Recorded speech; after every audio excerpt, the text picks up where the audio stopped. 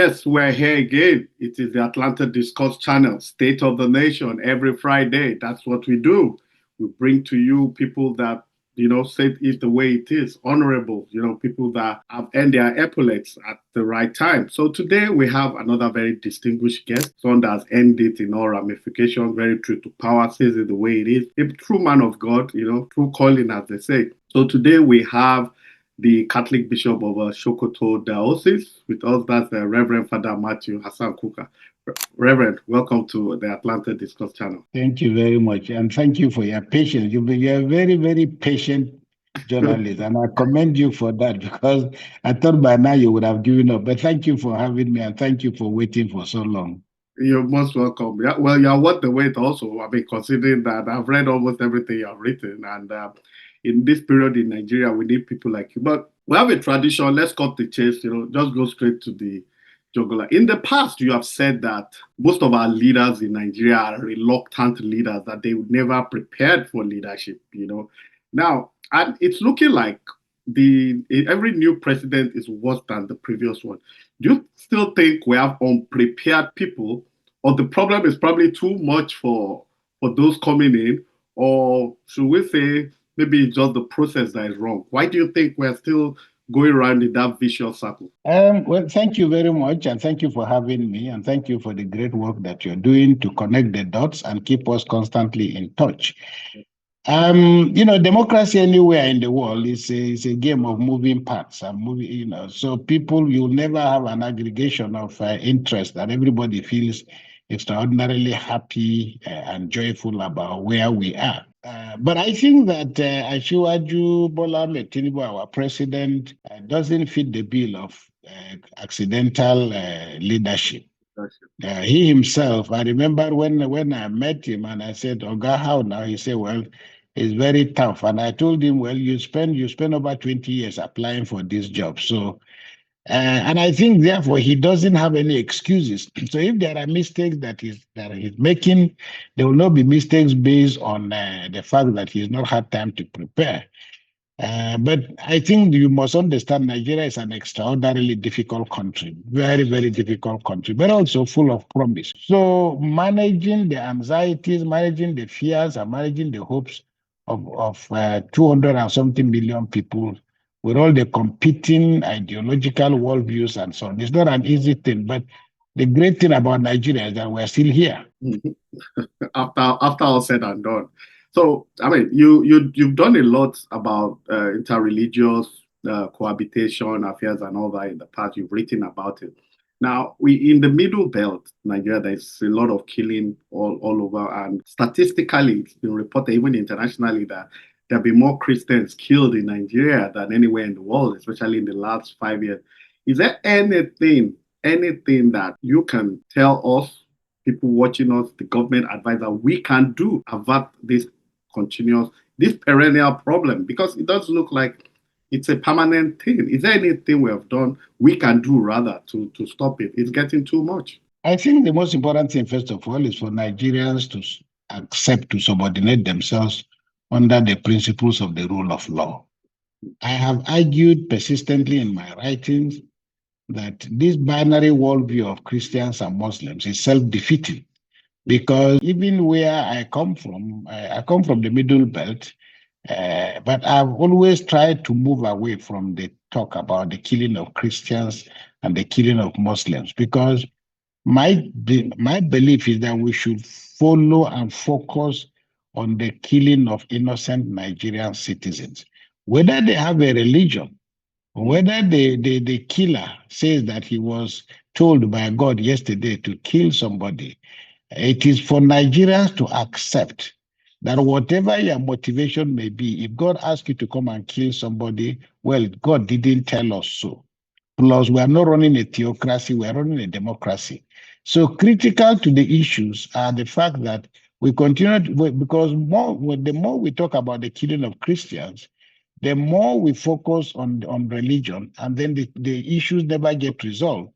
I live in Sokoto. Tragically, as you know, a few years back, I think 2-3 years ago, when Deborah was killed, that tragedy resonated around the world. But in the same Sokoto, not quite a year and a half or so later, a Muslim was killed on the ground, on basically the same grounds of apostasy or blasphemy as Deborah was killed. The question then was not so much a question of whether Deborah was a Christian or this other person was a Muslim. It is that nobody, no matter the puritanical worldview you may have, nobody has the right to take the life of another citizen. And my argument, therefore, is that because the media has not helped matters, the colonial administration that came to Nigeria did what they did everywhere in the world. That is to present this every country in binary terms. They will tell you Rwanda is Hutu and Tutsi. Nigeria, the Muslims are predominant in the north, and Christians are predominant in the south. And it fitted the British narrative. Tragically, the Nigerian media and the Western media has bought this nonsense that there is an inevitable war between Christians and Muslims. So, and the more we focus on this, the more we lose our sense of common humanity. So all of us, our constitution guarantees the freedom to change your religion, and I often say, had I been born in Sokoto, my name probably would have been Abubakar. Had the Sultan been born in Southern Kaduna, his name would have been James. So these are matters that are accidents of birth, and they don't define who we are. So just to answer your question, it is to say, let us focus on the unnecessary, unacceptable, and unhelpful losses of lives of our people, no matter whether they have any belief or they don't have any belief. Nobody's life should terminate simply because somebody comes up with an egregious reason as to what his motivation may be. Okay, accepted. But so clearly, Christians are dying, Muslims are dying, atheists are dying, ancestral worshippers are dying. So the rule of law is what really matters. So how do we approach this? Because it does look like most of the institutions of governance are not particularly functional. Because most of the citizens, as you will agree with me to an extent to that, people do not have that much confidence in the police again. And the judiciary in recent times seems to have its own reputation in a little bit of tatters too. So when you say the rule of law we should accept, what is the process towards that? You see, the rule of law is a work in progress. I have studied Nigeria for quite some time, and I'm not a young man. No, But I yeah. also make the case that we are quite frivolous, even at the highest level. It is convenient. Everybody is abusing the judiciary. The judiciary has destroyed Nigeria. The political class has destroyed Nigeria. Religious leaders or politicians have destroyed Nigeria. This is the talk of the spectators, but each and every one of us has participated because the most important thing is that the judiciary is not made up of children from another space.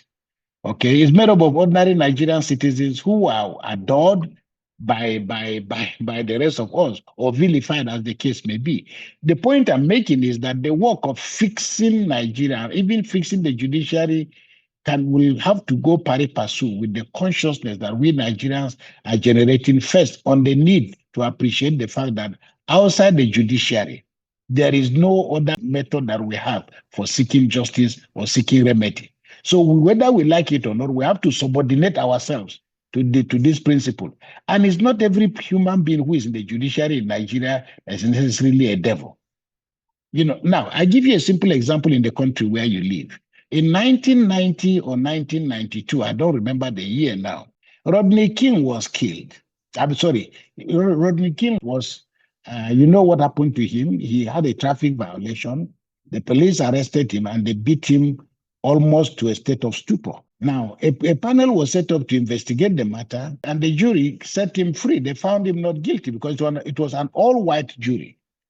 And then what happened? Riots broke out. There had to be another attempt again and a retrial.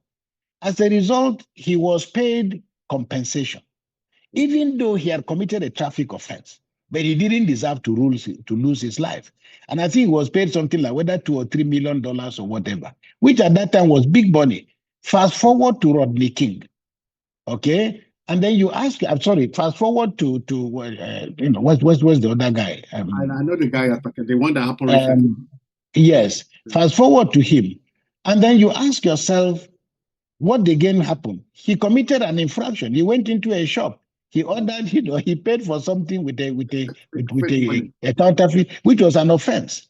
The police who then went on to arrest him, it led to the end of his life. Now, the issue was, even if you committed an offense, you do not deserve to lose your life. And then at the end of the day, what did the government do? They now decided to ask the city of Minneapolis to pay his family a staggering sum of $28 million.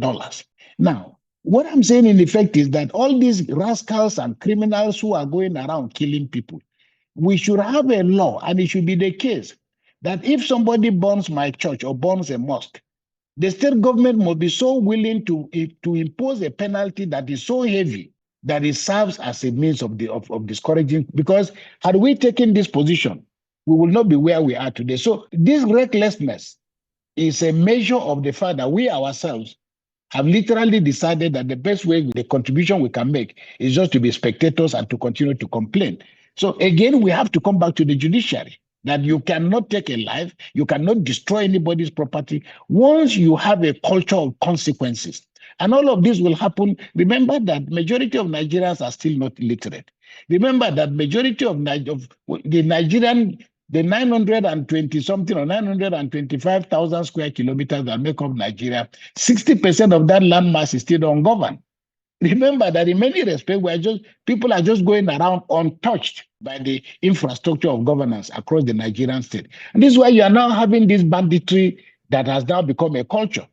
So the challenge for the government is to create institutions of restraint. And for me, one of these is to be able to punish people, to serve as a deterrent, and then for ordinary citizens to take the law, the rule of law sufficiently seriously. Okay, sir. So from what you've said now, the office of the citizen has to be activated properly because the people to have a lot of role to play.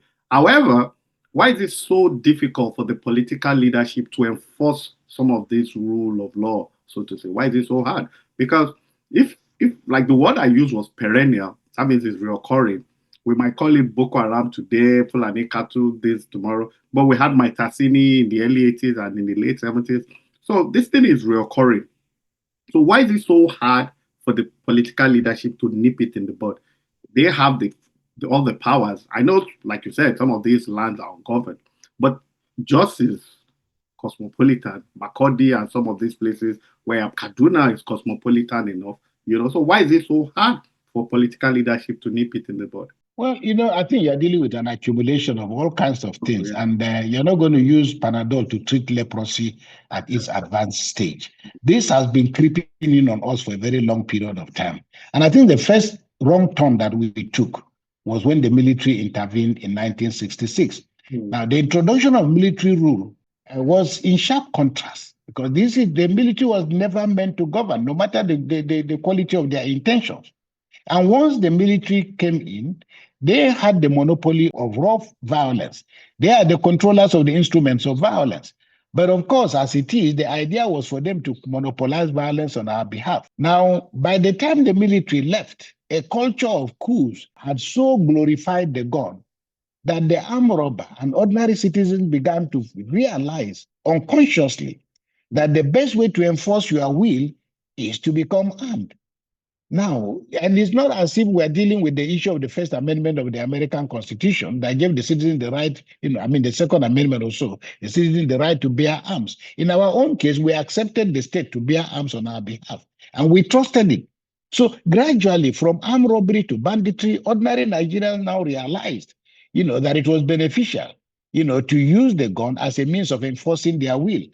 And the government did not have the moral ability to exercise restraint because they also had come to power by violence. So this whole culture of violence did not just happen. And then, of course, in resisting military rule, whether it was under Abacha, under Babangida, after some time, things got to a head in which almost on a monthly basis, you were hearing stories in the late 90s about people importing arms and so on and so forth. So arms began to flow into Nigeria. Ordinary people began to make arms to protect themselves, first against the state, then against the neighbor, until it got to a point in which it became the ongoing commodity. So right now, we can't pretend that we don't know where we have come from, because it's been a pretty long journey. So in order to reverse this, it is to address the issue of what are people really doing all this for? And to say that is to say that the quality of governance Nigerians can see very clearly, even the blind can see the quality, the rampaging and the unacceptable manipulation of the resources of the state by a few individuals. This has given ordinary citizens a feeling that the only way you can get what you also want is to engage in a capture of the state at a lower level. So this is why you're finding that increasingly, the military, instead of dealing with this problem, has decided, okay, we're going to co-opt hunters, we're going to co-opt vigilantes. So you have a total mess in which violence is glorified, but it has become the only legitimate means of enforcing your will. So it is the business, it's an indictment of the Nigerian state that it has not shown enough capacity to restrain people who legitimately and legally have no business bearing arms. So this is why you now have the situation we have today. It's not irreversible, it's not impossible, but something has to happen at the top, to create a sense that people can be protected. Because right now, what is happening is that even the criminal has a sense of justification. Now you're hearing stories of people talking about communities defending themselves. It is a way to chaos, but this is because of the almost near total absence of the presence of the state. Not because soldiers are not on the streets, but because people don't feel the sense of security by the agents of state. So, and of course, without ending this culture of violence, nobody will invest in Nigeria. Will continue to drift and drift and drift. So I'm hopeful that the president and the security agencies will do far more with a greater sense of urgency than we have achieved so far, because this is not where we ought to be in Nigeria. Okay, two quick questions before I go to my other question. We had a general rule laws in recent times for 8 years. And one of the reasons why Buhari, that's what I'm talking about, was elected was that he was going to deal with the security situation, which at that time it did look like President Jonathan could not handle. Now, 8 years down the line, 2 years of Tinubu, 10 years cumulatively, nothing has changed. So now, do you think we need to still sit down as a nation and talk and judge? I know you've advocated it somewhere along the line in the past that we need the political will to sit down and discuss our problem. Do you think it's imperative at this point in time with the situation in Nigeria? Now, whether we want to sit down, lie down, or stand up to discuss our problems, the truth of the matter is that that's not what Nigeria needs. Buhari was a disaster by any stretch of the imagination because he took a gospel that was completely different from his military background and didn't have the political sagacity to manage diversity. Now, and in my view, and I'm sorry to say, but everything I say you can cross-check. The very fact that Buhari decided to hand on the entire security apparatus and headship of the security forces of Nigeria to northern Muslims, let me put it down, you can cross-check the records. Yes, you could not do this and then have the moral authority to control Boko Haram. And I used to say that the only difference between what Buhari was saying was that Buhari was using a pen, but Boko Haram was using a gun. So by this untidy way of not being able to manage our diversity and transferring power out of proportion for the security of this country to a particular segment of the country with a particular religious conviction, this created the problem. And please don't forget that we have it on good authority of the actors themselves, that the whole thing about Jonathan and violence was this violence against Jonathan was deployed to create a culture of volatility that would make Jonathan go. Also, the reports have indicated very clearly that Jonathan had actually made enough progress by using mercenaries to contain the excesses of Boko Haram. It's there in the international reports. What we are really, and it is impossible to understand how President Buhari compounded our situation and brought us to where we are today. So, but he is gone. The challenge now is not so much what caused where we are today, but to understand the urgency of rearranging the architecture of security and taking this conversation away from the hegemonic tendency of seeing this thing in religious terms. Because for me, that's why it's so dangerous. First, the scene of the crime in Nigeria today is northern Nigeria, which is predominantly Muslim. The guys who are creating all these problems, we also know they are Fulanis predominantly. They are not only Fulanis. But that's not the issue. The issue is that we now face a Molotov cocktail of confusion as to intention and purpose. But again, whether they are Fulanis, whether they are Muslims, whether they are Christians, whatever, wherever they come from, by any stretch of the imagination, they don't mean well for our country. And urgently getting rid of these characters and sending them by whatever means back to where they have come from is fundamental to reorganizing our country and putting our country on the path that it ought to be on. Do you think, as presently constituted, the federal government of Nigeria has the capacity to do that? In a lot of people's opinion, they We do. don't, you see, I mean, okay, we are not going to reinvent another government, but clearly the president himself in Benue raised some very fundamental questions because this is the president of the Federal Republic of Nigeria. All the security chiefs are there. He himself is sounding helpless and is asking, why have there been no arrests? Wow. I saw it. And he did not get an answer. And we all went back home. And For more me, that attacks are taking place after that. So, and as I said, you know, this is not a social club. Okay, this is not a social welfare club. The issue of life security of Nigerians is so fundamental. That's why we have a government. And for me, the real worry now is that we don't seem to have a timeline. And I've said this severally. By now, we should be able to say by December, all this nonsense has to end.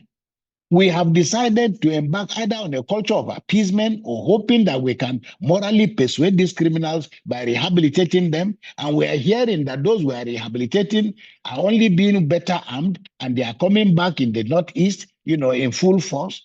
Now, technically speaking, it's not acceptable. A president of no country can share its. That's why the president is called the commander-in-chief of the armed forces. So, in my view, where we are now is still not acceptable.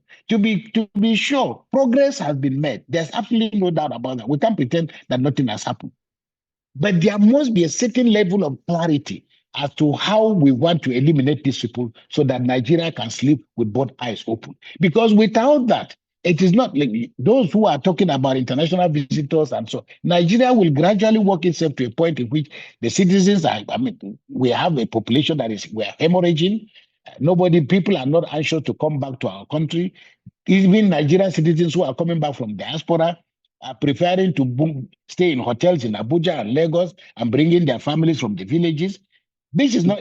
So my conclusion is that there must be a timeline as to when we expect all of this to end. We cannot just be hopping and puffing and hoping, you know, that things are going to get better. But as I said, clearly, the security situation has become, in terms of people moving around, traveling through different parts of Nigeria, but everybody is still traveling with his heart in his mouth because we have no idea what is going to happen. Kidnappings are still going on. They've substantially reduced. There's no doubt about that. But we want a culture, a zero culture, in which we can come to a point in which we can get back to where we were before all this nonsense started. I agree with everything you said. The only area I might be confused is that you said there must be a timeline. There should be a timeline, but it does look like the situation in the country now is more of a seeking. It's more of politics now, seeking for second term. That's where. So the security, which should be the primary assignment now, to put it mildly, maybe secondary. We might not get a timeline at that rate. I mean, based on what you know, I've said everybody can say. I don't think security is primary now. So my question to that, my follow-up to that is that, what's the tipping point here? What's our worst case scenario? Because it's perennial, it's going on. No nation goes on like this forever. And I mean, it does look like we've reached a particular threshold and we cannot go on like this forever. What else can be done if the political will is not there from the top? Well, I think that we must tie political outcomes to how citizens feel. Sure. And it is left for those who seek our votes to convince us. And this is what I mean by talking of a timeline, because I'm sure the president knows better, and everybody who is in the APC knows better. And we citizens must have an irreducible minimum. You know, we need a threshold, not just of promises, but we need a threshold of a certain kind of feeling of personal security, because without, we cannot be on this road, you know, even to have the elections. So it is important that the government also understands, and I'm sure the political class understands this, you know, that it's not just a strategic move to make sure that we can conduct elections, but citizens' participation in elections will be determined by their feeling of security and safety. And that's why I'm saying that Even if it proves to be impossible, we're merely humans, but you declare intentions. You make projections about what you think you want to. You plan to buy a car, you plan to build a house. It may happen, it may not happen. And that's why I'm saying that if I were president, the president must be able to say to us, listen, I'm giving you 6 months. If we don't clean up this mess, you don't have a job. And if you tie those kind of outcomes, at least we can say that at a particular point, this is how far we have gone. And we are measuring by the feeling of security that ordinary Nigerians can feel. Because where we are now has been and will remain unacceptable. We cannot be losing so many lives and then be hoping to go, to go for election. So the political class must understand only the living can vote. In the past, our elections in Nigeria were free, but they were never really fair. Now they are not free, they're not fair. You have your committee with, I can't remember the name of the committee, with General Salam, where you always meet with candidates before every election. They agree, shake hands for peace, and transparent election, violent free election. Now, our elections are not a true representation of the people's hope. I mean, that's not a castigation of the government. It's just what it is, the truth. Now, your committee is also trying its best. Do you think there's been any progress vis-a-vis what your committee has been trying to, I mean, the committee with General Salam and all the elder statement, do you think you've made any progress with what you're trying to do, considering the trajectory of our elections in recent times? No, I think what is very important now is all of this is the ability, the capacity of citizens to learn. And I give you an example.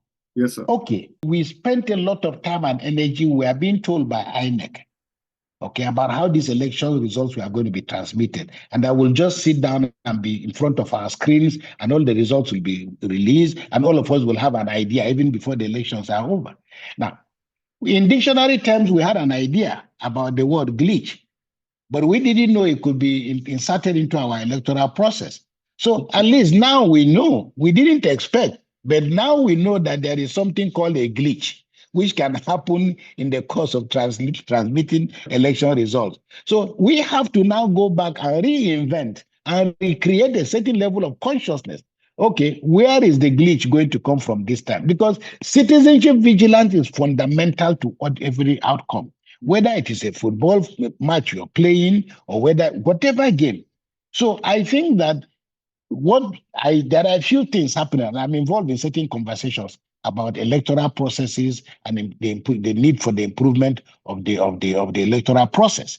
Whatever it is, by September or thereabout this year, we'll have a new INEC, chairman.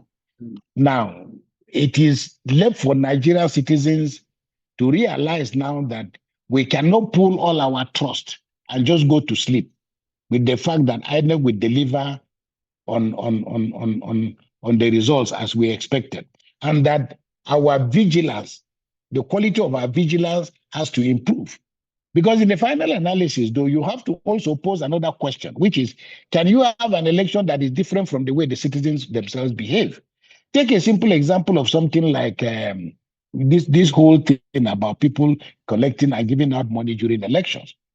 We have been on the field looking at some of these results, and it's also been very interesting that very often ordinary citizens, it's not INEC asking them, it's not everybody asking them. People will leave a queue where they've been lined up to vote because they've been told that they are giving out 2,000 naira here. So instead of collecting 1,000 naira, they will cross over to where there is 2,000 that is being given. So it's a question of how much value are ordinary citizens going to place on the fact that they have a role to play and that they can contribute robustly to how these political outcomes happen. But we will never have a perfect election, but we can at least have irreducible minimums in terms of what we expect when elections happen. So I can only say the elections are not here yet. We have enough time to continue to, again, how will I put it? Continue to re-examine the level of malfeasance and what could go wrong. So for me, the greatest benefit we have now is that at least we know, we believed everything INEC told us. But somehow, as we said, the most important thing was that during the election, there was a glitch. As I said, we never had that word before. So the challenge for us now is to make sure that we know what a glitch is, we know how to spell it, but we also want to know how to make sure it doesn't happen. Before I let you go, I have two quick questions, and one of which is this. Yeah. Now, with the way, actually, I frame it, like you are an elder statesman, is it fair to say that our leaders, our elected leaders, so to say, are a reflection of who Nigerians are generally? But you said that, okay, somebody, they're sharing 1,000 here, they increase it to 10,000 there, people go for it. Now, nobody's really complaining. So is it fair to say that these political leaders we elect are just a true reflection of the Nigerian society? I think you are spot on. You are spot on. And I think that this should make us more modest in our expectations because the politicians have a certain level of contempt for us. And the reason why they have some contempt for us is that they know that our appetite is wet and that we're actually just grandstanding and we don't mean what we say. Okay. And that sometimes the volume of your shout is determined by the opportunity that is available to you, but that deep down, we do not have men and women with enough skill in their backbone to be able to say that these are the outcomes that they are ready to accept. So the politicians know this. They know this. And that we are going to crawl because we are eating out of their hands. So we are not innocent. And that's why I've said it's not enough for us to abuse the political class when in our own private lives and politics is just something that happens. It's a one-off. Okay, and the politicians are not running the banks, the politicians are not running the bureaucracy, the politicians are not running other areas of Nigeria where massive corruption is going on and things are not working very well. So it's enough for us to make the politicians our hangmen, but they cannot be an excuse for why things are the way that they are in Nigeria. So yes, I agree with you. We are complicit, but there is no need for anybody who is young to assume that let these old men get out of the way, they will do better. We who are here, we were young yesterday. Now we are old. You are young and are only aspiring to be old. But I can tell you that it's a question of what is in the soul. It's not about the biology of what your age is. Absolutely. On this show, we always there's a phrase we use, we call it inherent dishonesty in the society. So my last question to you is this: yeah, like I said, you're an elder statesman. You're one on one with most of our former head of state, be it military or civilian. Now, most of them, I think, except for President Jonathan, most of them are, especially the generals, they're in their mid 80s, some going 90. General Salam, General Babangida Obasanjo. These are people you know very well. Now, and I'm sure you've had private conversations with most of these people because in the past, used to say owners of Nigeria. Clearly, it's no more a cliche. They have a role they're playing. Now, these guys are old. Do you think they? I mean, you don't. I'm just asking now, because I know you know them. They know you too. But do you think in your interaction with them, do you think they feel any sense of remorse or any sadness in any way about the way Nigeria has turned out to be? Considering one, they were major beneficiaries of the Nigerian country when things were, they were trained by Nigeria, they became generals at a very young age. But looking at the situation now, 60 something years, 65 years down the line, there's little or nothing to show. Nigeria, the beacon and hope of the black world, is nothing to write home about. So do you think these supposed owners of Nigeria or elders, do you think they feel any remorse? Do you think they still feel a sense of responsibility to rectify situation the way it is? Over to you, sir. Your eminence. Let me tell you, and I'm not sounding arrogant. I spoke to General Abdul Salam 2 days ago. And I spoke to President Obasanjo just 3 days ago over something different. And I can tell you, look, these old men live in a regret, not about the sins they committed, but that despite their effort, the country is still the way it is. And there is enough blame to allocate. But I have sat down with many of these people one-on-one, and I've not seen any of them that you can say had an invidious disposition. They just wanted to destroy Nigeria. Look, fixing Nigeria is not just about the aspiration of one man. And I've often said, look, we have a bureaucracy which, if we do not work towards changing, nothing will ever work in Nigeria. Nothing will ever work. Not because we have no resources, not because we don't have men and women of good intention, but the bureaucracy remains the conveyor belt for all kinds of intention. And right now, over the years, in the last 50 or so years, the bureaucracy of Nigeria just got systematically destroyed from the block. And it was not due to bad intentions, but we had experiments that have made the bureaucracy now totally incapable of delivering on the goodwill of government. I'm not saying the government is innocent, but if you are to compare Nigeria and ask yourself, why is Singapore the way it is? Why is Japan? Why are all these countries the way they are? They are largely because of the quality of men and women who are functioning in the bureaucracy. So you meet the average. I remember sitting down with Alhaji Shagari when he came out of prison, and I was shocked to hear the things he was saying about how the National Assembly and the bureaucracy literally held him hostage. You cannot, it's not about how good your intentions are. Right now, we have a National Assembly that is equally as greedy as it can be. There's nothing that a president can do without pass. It depends on how ready you are to please the National Assembly. Remember, we started conversation under Buhari over what we call budget padding.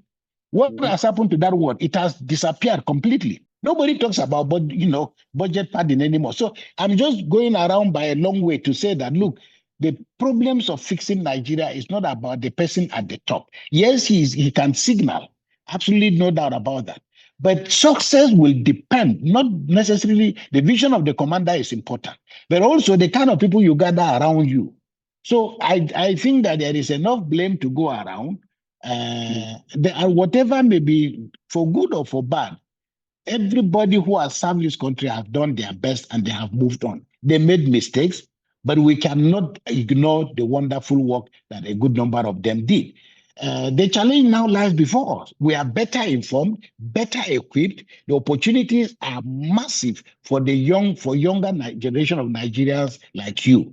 And I'm just hopeful that we will become more confident, will become more enthusiastic and more committed to deploying the intellectual resources that are available to us now to fix Nigeria. The political class, politics will not fix Nigeria. Religion will not fix Nigeria. Culture will not fix Nigeria. We'll fix Nigeria through an aggregation of all the passionate intention that all of us have. So you can look on the president, you can abuse the president, you can abuse the governor, but in the final analysis, I can tell you, abusing presidents is part and parcel of democracy. There is no president that people will not abuse. There's no president that will not be vilified. In fact, the ones that do the good things are the ones who are even vilified the more. So I think we just need to develop the kind of mechanism we require to measure the areas of progress, seek consolidation on them, see the areas where we are not doing well, and see how they can be corrected. Otherwise, there is enough blame to go around.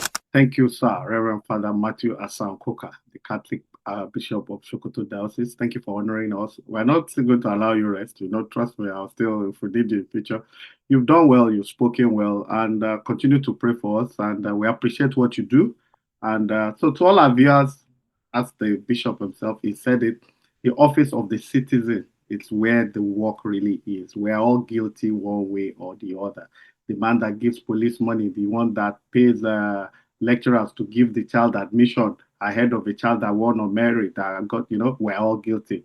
If you've ever, paid anybody money for some illicit reason, you are equally guilty. The pastor that collects money from somebody stole the money, you are equally guilty. So it's not just the political leadership. A bad father at home, living by the wrong example, is equally guilty, because if you are morally deficit at home, the chances that you raise moral children is almost so high. So I think that's where one of the problems, like the bishop said, there's a problem with mentors, people that very few examples to look at, and all hope is not lost, even though it's looking like the ship of state might be rudderless, but all hope is not lost. Thank you very much for your time. Thank you for honoring us. Thank you very much. This is a country I'm very proud of. I'm proud of our country, proud of its citizens, and I can tell you this is one of the greatest places on earth. God will still do great things for us. Thank you very much, and keep up the good work. God bless you. Thank you, sir. God bless you too, sir.